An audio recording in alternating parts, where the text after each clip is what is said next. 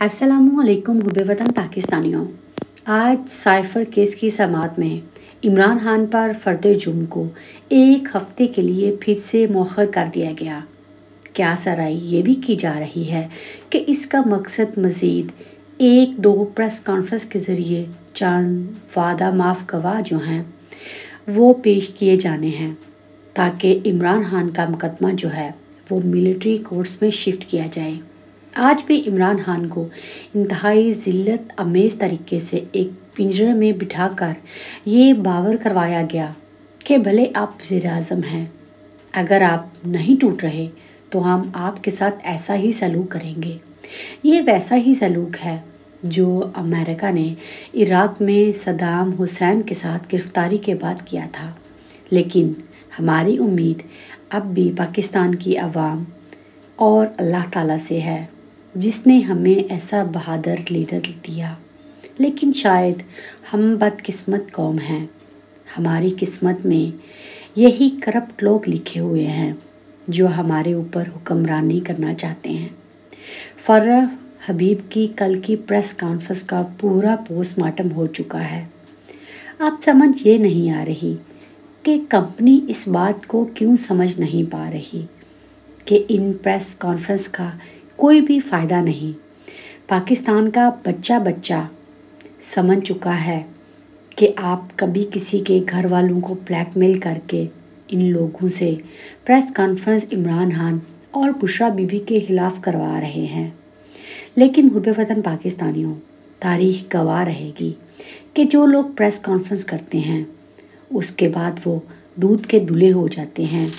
ये कैसे दहशतगर्द हैं जो पीटीआई में थे तो दहशतगर्द थे, लेकिन जैसे ही ये पीटीआई छोड़कर किसी दूसरी जमात में शमूलियत अख्तियार करते हैं तो ये अमन पसंद फरिश्ते कहलाएंगे और तमाम एफआईआर्स और मुकदमात जो इन पर पीटीआई में होते हुए बनाए गए थे और करप्शन की फाइलें जो हैं वो पीटीआई में खुलकर सामने आ रही थी, वो अचानक सब कुछ साफ हो जाएगा और ये सारे दूध से धुल जाएंगे।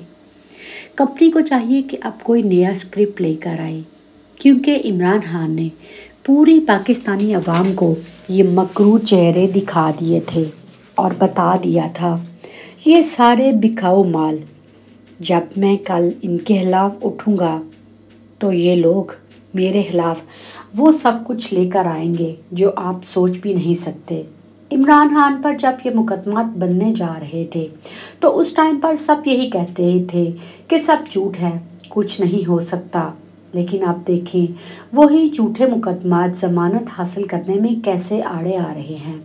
आप यके बाद दीगरे प्रेस कॉन्फ्रेंस करके झूठी गवाहियाँ इमरान खान के खिलाफ दिलवाई जा रही हैं, तो सोचिए कि मुस्तकबिल में क्या होने जा रहा है।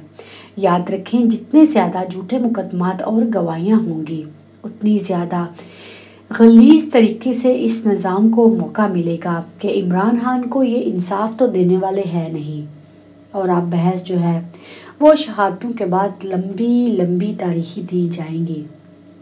आज भी इसका एक ही वाहिद हल है, वो ये है कि इमरान खान ने अपनी गिरफ्तारी से कबल अपने रिकॉर्ड शुदा वीडियो पैगाम में ये कहा था, जबकि इमरान खान की अहलिया और उनकी बहनें भी इमरान खान के इस पैगाम को बार बार आवाम को याद करवा रही हैं कि पुरअमन और मुसलसल एहतजाज ही इमरान खान को इस गैर आइनी और गैर कानूनी कैद से छुड़वा सकता है। लेकिन मुझे लगता है कि हम लोग इमरान खान के काबिल ही नहीं। हमारी किस्मत में यही महंगाई, यही ज़िल्लत, यही रुसवाई और यही करप्ट अनासिर हैं।